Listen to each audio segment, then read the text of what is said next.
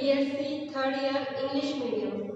ठीक है, आज की क्लास में जो ऑर्गेनोमेटेलिक कंपाउंड्स की आपकी क्लास है, इसमें हम समझेंगे किस तरह से टाइटेनियम की ऑर्गेनोमेटेलिक कंपाउंड्स नाइट्रोजन फिक्सेशन का काम करते हैं, या फिर मैं कह सकती हूँ नाइट्रोजन फिक्सेशन जो प्रोसेस होता है उसमें कैटलिस्ट का काम करते हैं। ठीक है, तो इसका जो ये टॉपिक है, इसका एक इम्पॉर्टेंट सब टॉपिक है ज़ेंगर-नाटा कैटलिस्ट का मैकेनिज्म, जिसे हम आगे देखेंगे। सबसे पहले टॉपिक स्टार्ट करते हैं अपना।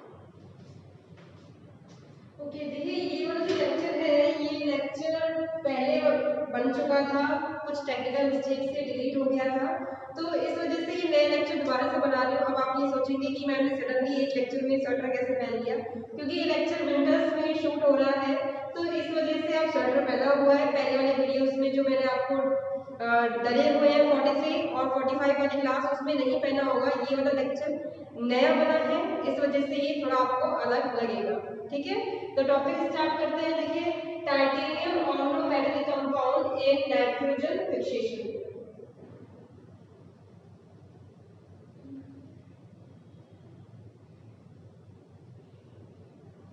ठीक है, देखिए आप अब तक ये जानते होंगे कि जो नाइट्रोजन फिक्सेशन प्रोसेस है, इसका मतलब है कि नाइट्रोजन जो है, एटमॉस्फेरिक नाइट्रोजन जो है, उसे फिक्स करना, यानी उसे कंपाउंड में कन्वर्ट करना।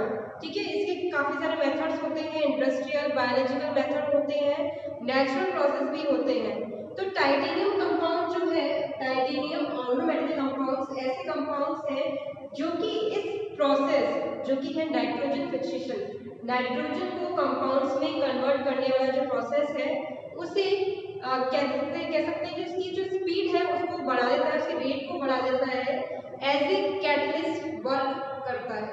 ठीक है, तो क्या उसकी रिएक्शन है उसे हम नेक्स्ट देखते हैं। सबसे पहले आप उसको लिखें,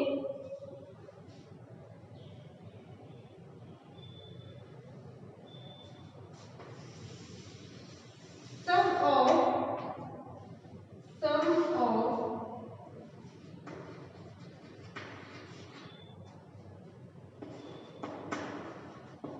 titanium organometallic compound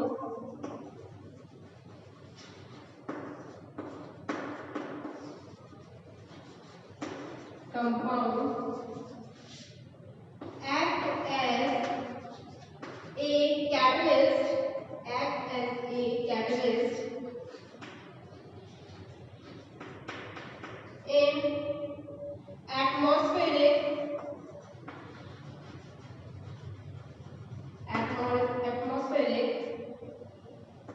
nitrogen fixation। ठीक है, तो टाइटेनियम का कौन सा जो कंपाउंड है जो नाइट्रोजन फिक्सेशन में एज कैटलिस्ट वर्क करता है, तो आपने ज़िग्लर-नाटा कैटलिस्ट के बारे में पढ़ा होगा, जो कि टाइटेनियम टेट्राक्लोराइड का प्लस ट्राईइथाइल एल्युमिनियम का एक ऑर्गेनोमेटेलिक कंपाउंड है। ठीक है, जो कि catalyst as a catalyst work करता है। ये जो कंपाउंड है, ये वाला कंपाउंड जो टाइटेनियम का है, ये कंपाउंड के बारे में आपने पढ़ा होगा कि ये इथाइलिन यानी CH2 के पॉलीमराइजेशन में वर्क करता है। ठीक है, तो नाइट्रोजन फिक्सेशन की जैसे हम बात कर रहे थे कि नाइट्रोजन फिक्सेशन के लिए डाइइथाइल टाइटेनियम डाइक्लोराइड और phenyl lithium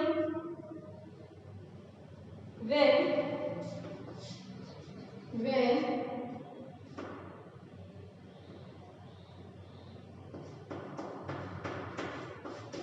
ratio of when 1.5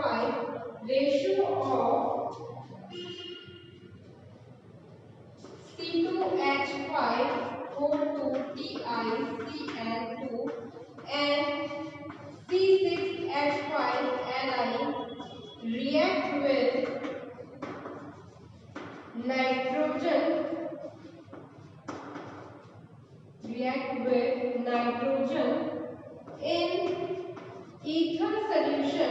in ether solution, then it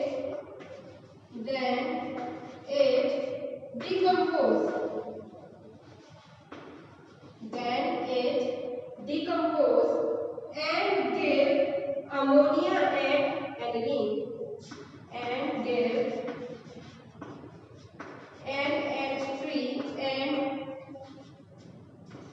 aniline। ठीक है, तो दो चीजें बनती हैं जब डाइइथाइल टाइटेनियम डाइक्लोराइड और फेनिल लिथियम रिएक्ट करते हैं नाइट्रोजन के साथ जो कि है एटमॉस्फेरिक नाइट्रोजन, तो अमोनिया और एनिलीन बनता है।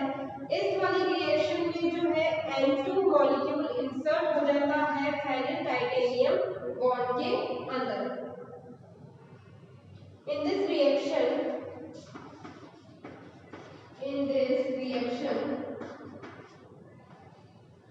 N2 molecule is inserted in TiPH bond। ठीक है, तो TiPH यानी फिनाइल टाइटेनियम का जो बॉन्ड है इसके बीच में N2 मॉलिक्यूल जो है वो इंसर्ट कर जाता है। किस तरह से करेगा वो मैं आपको रिएक्शन में बताऊंगी, पहले आप उसको नोट करें।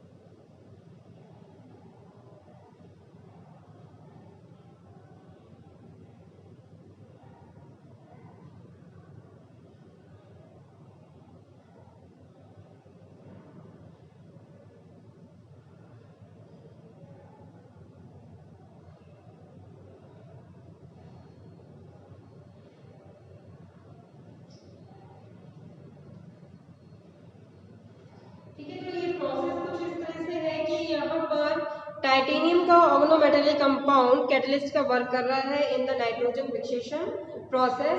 नाइट्रोजन फिक्सेशन प्रोसेस में एटमॉस्फेरिक नाइट्रोजन जो है वो कंपाउंड में कन्वर्ट होती है। 1:5 इसका रेशो रहेगा जिसमें डाइइथाइल टाइटेनियम डाइक्लोराइड और फेनिल लिथियम रिएक्ट करेगा नाइट्रोजन के साथ in the solution of ether eight normal temperature and pressure. ठीक है, नॉर्मल टेम्परेचर और प्रेशर पे ये वाली जो रिएक्शन है वो कंडक्ट होगी।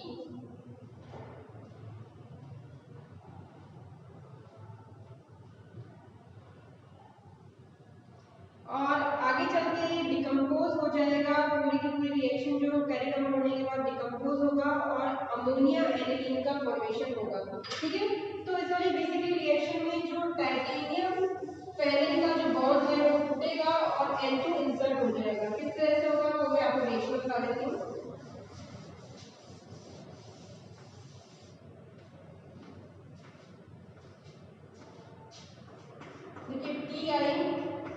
TiPH की रिएक्शन हो रही है एटमॉस्फेरिक नाइट्रोजन के साथ। नाइट्रोजन जो है हमें पता है ट्रिपल बॉन्ड के साथ 2 N एटम्स जुड़े हुए हैं, वो टाइटेनियम के साथ बॉन्डिंग करेंगे, कुछ इस तरह से यहाँ पर बॉन्ड बन जाएगा।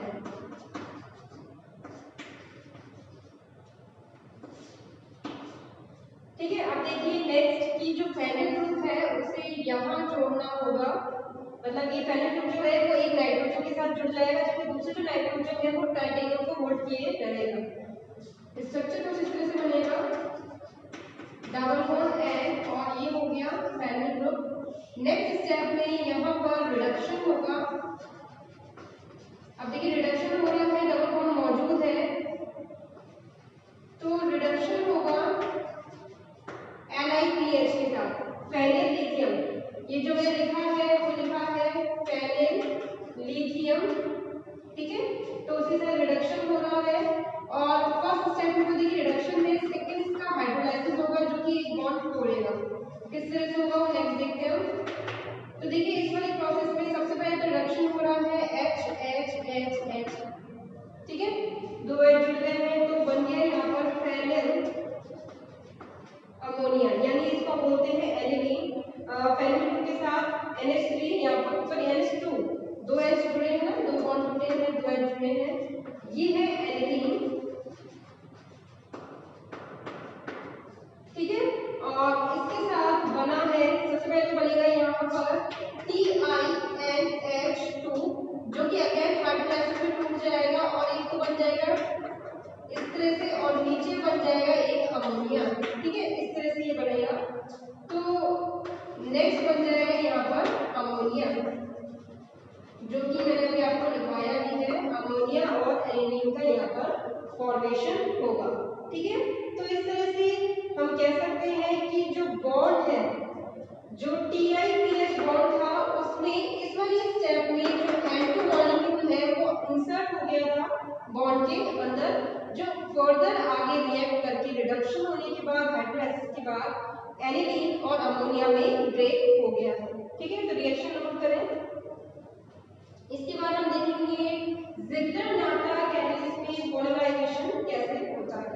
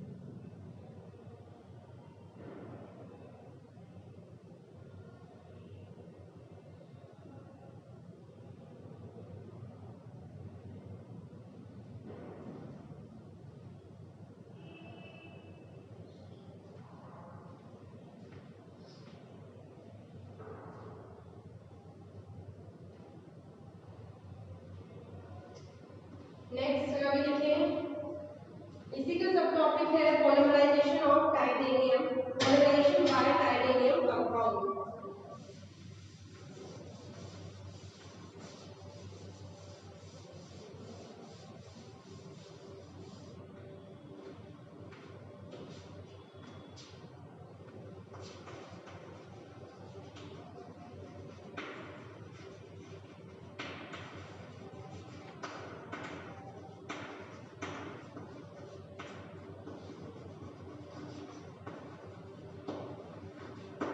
Titanium compound. ठीक है, तो देखिए पॉलीमराइजेशन बाय टाइटेनियम कंपाउंड, इसमें आपको बताना चाहूंगी कि 1953 में जिग्लर और नाटा, दो साइंटिस्ट हैं अलग, दोनों ने ये चीज देखी कि जब टाइटेनियम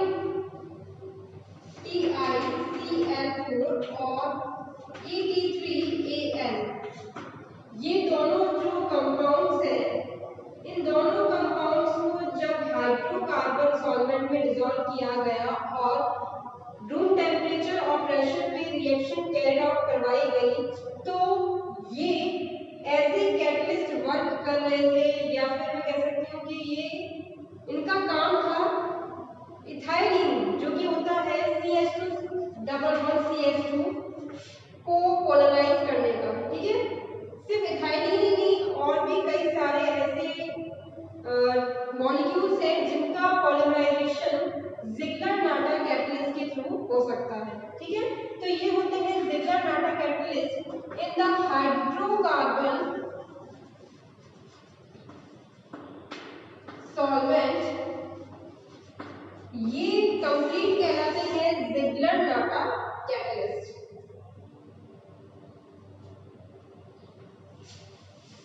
ठीक है, तो आप है ना एक काम करें, हेडिंग के साथ ज़िगलर-नाटा कैटलिस्ट और लिख लें कि बाय चांस अगर आपके पास ज़िगलर-नाटा कैटलिस्ट पे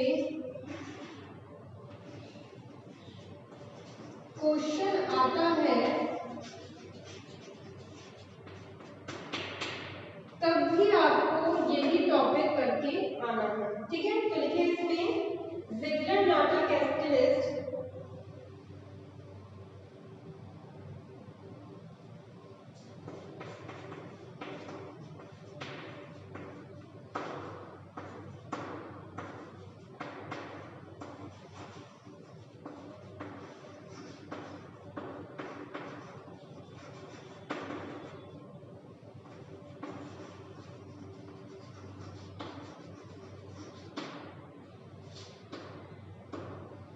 In 1953, K. Ziegler and G. Nata found that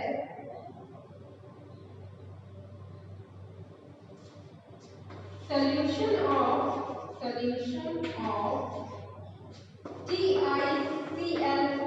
and Et3Al in hydrocarbon solvent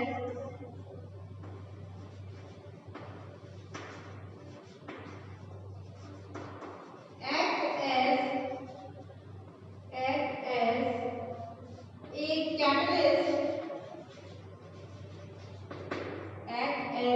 catalyst in polymerization of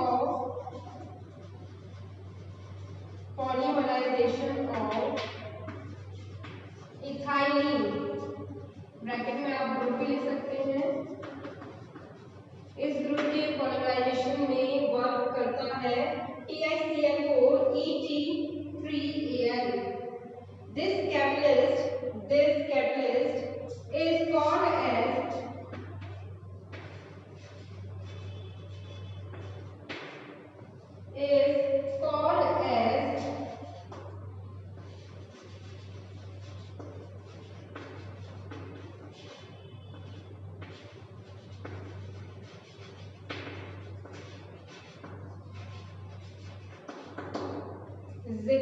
ज़िगलर-नाटा catalyst. और ये जरूरी नहीं है कि सिर्फ इथाइलिन का ही पॉलीमराइजेशन करता है, इथाइलिन के अलावा और भी ऐसे मॉलिक्यूल्स हैं जिनका पॉलीमराइजेशन इस प्रोसेस से किया जा सकता है। In this reaction,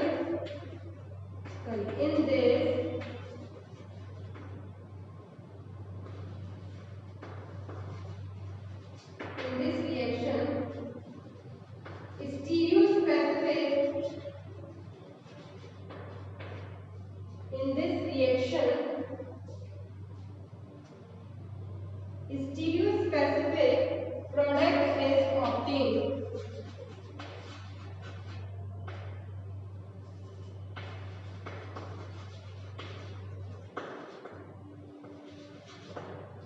स्टीरियोस्पेसिफिक इसको अंडरलाइन कर लेना, स्टीरियोस्पेसिफिक यहाँ पे प्रोडक्ट ऑब्टेन होते हैं,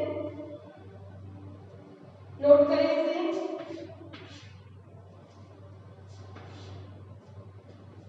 जो जो चीजें आपको याद रखनी है बेसिकली उसको मैंने अंडरलाइन कर दिया है और इस चीज को आप ध्यान से याद रखना। इसका जो मैकेनिज्म है उसे भी हम नेक्स्ट देखेंगे।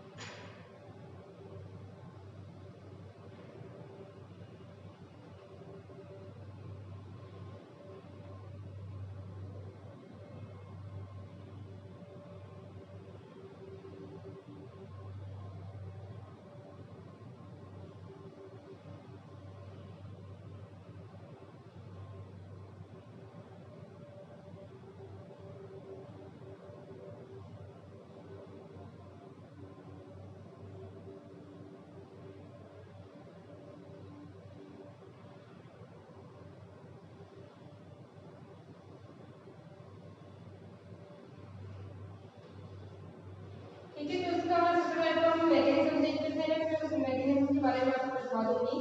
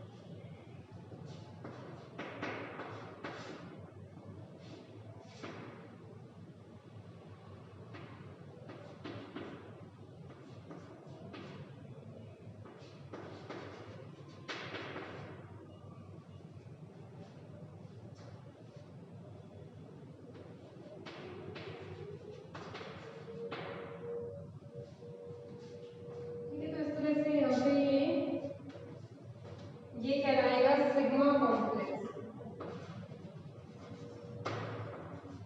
ये हो गया हमारा स्ट्रक्चर सिग्मा कॉम्प्लेक्स, इसलिए क्योंकि यहाँ पर ब्रिज बॉन्ड की तरह, जैसे कि यहाँ पर सीधा जो पाई बॉन्ड है उसके साथ टाइटेनियम जुड़ा हुआ है, तो इस वजह से इसको पाई कॉम्प्लेक्स कहा गया।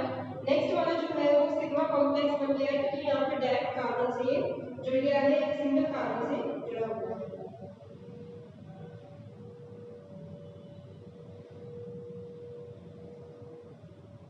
ठीक है, इसमें अगर रिएक्शन नोट करें उसके बाद मैं आपको उसका मैकेनिज्म लिखवा देती हूँ, किस तरह से इसको हमें मतलब थ्योरी में लिखना है, बेसिकली थ्योरी में कैसे लिखना है वो आप नेक्स्ट देख लेना।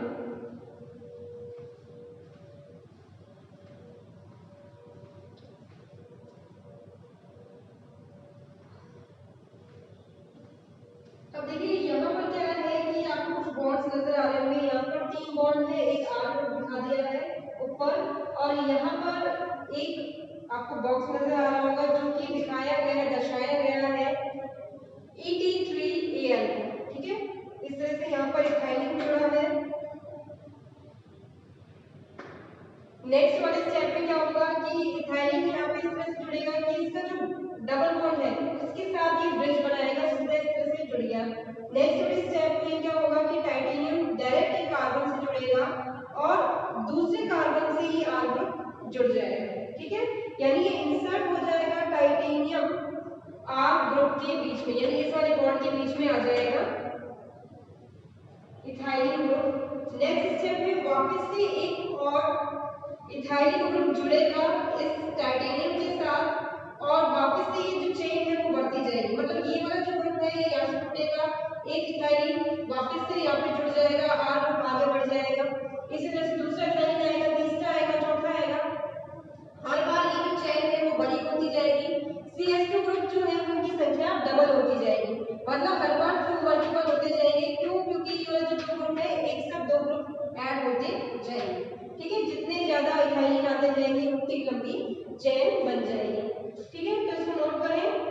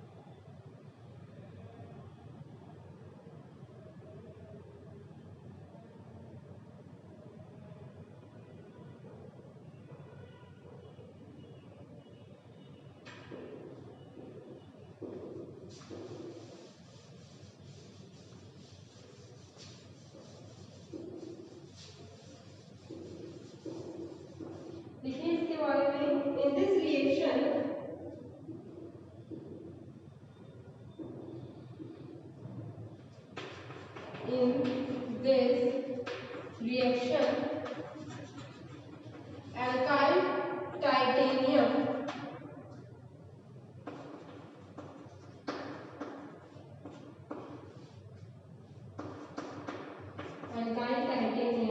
is formed as intermediate, first intermediate from intermediate to this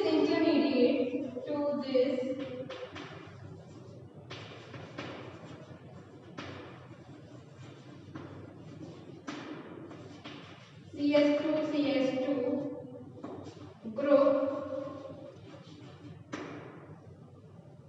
is attached। ठीक है, जो इंटरमीडिएट बना है फर्स्ट स्टेप में, जो फर्स्ट वाला जो आपको स्ट्रक्चर नजर आ रहा है, उस इंटरमीडिएट से ये जो ग्रुप है इथाइलिन ग्रुप नेक्स्ट स्टेप में वो जुड़ेगा और बनाएगा एक group is attached to form pi complex. Pi complex का सेकंड स्ट्रक्चर जो था, सेकंड जो हमारा कॉम्प्लेक्स बना था उसे हम कह रहे हैं पाई complex.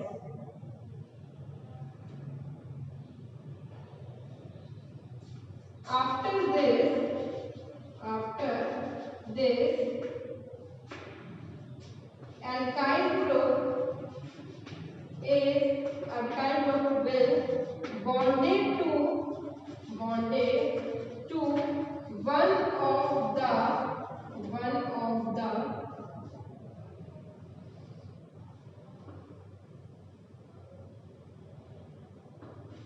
carbon of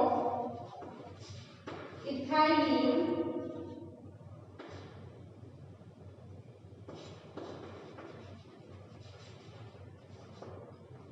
to form sigma complex, bracket में लिखिए स्ट्रक्चर 3। ठीक है, जो थर्ड स्ट्रक्चर है उसका फॉर्मेशन हो जाएगा जब एक कार्बन से जुड़ेगा alkyl group.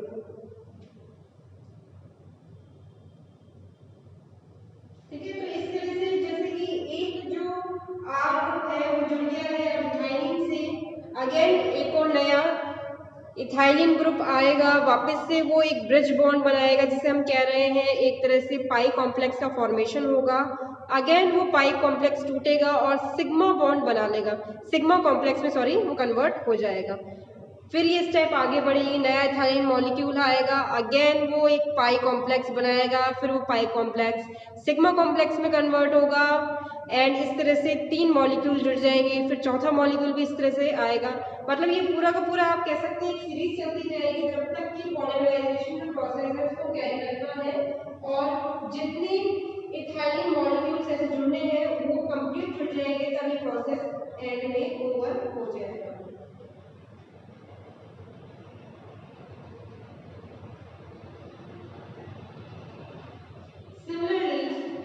Similarly, another CH2 molecule is bonded to this complex, to this sigma complex, to this sigma complex to form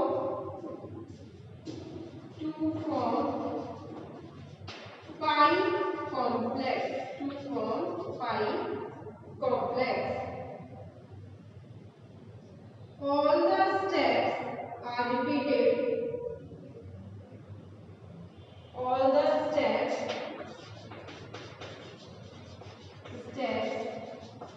are repeated in this way and polymer is formed।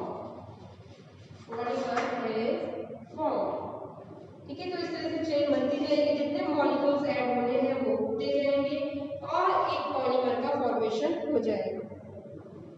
ठीक है, note करें इसे।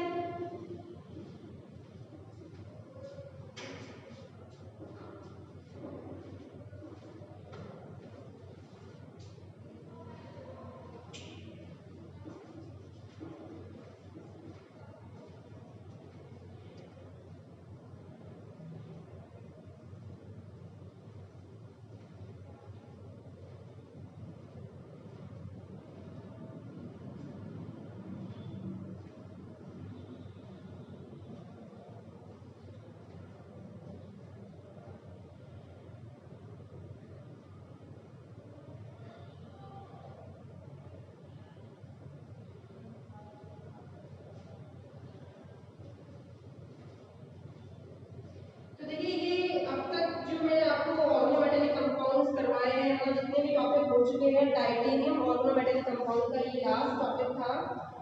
इसके बाद जो remaining portion है इस unit में बचा हुआ है, या तो आप जैसे मेटल कार्बोनेट्स है, ऐसा नहीं है कि कोई इंपॉर्टेंट टॉपिक नहीं है, एक क्वेश्चन उसमें से आता है मेटल कार्बोनेट में से, लेकिन जो क्वेश्चन मैंने करवाया है उसमें से भी एक क्वेश्चन आपको एकदम आराम से मिल जाएगा, आपको टेंशन लेने की आवश्यकता नहीं है, हो सकता है एक से ज़्यादा ही क्वेश्चन इसमें से आ जाए।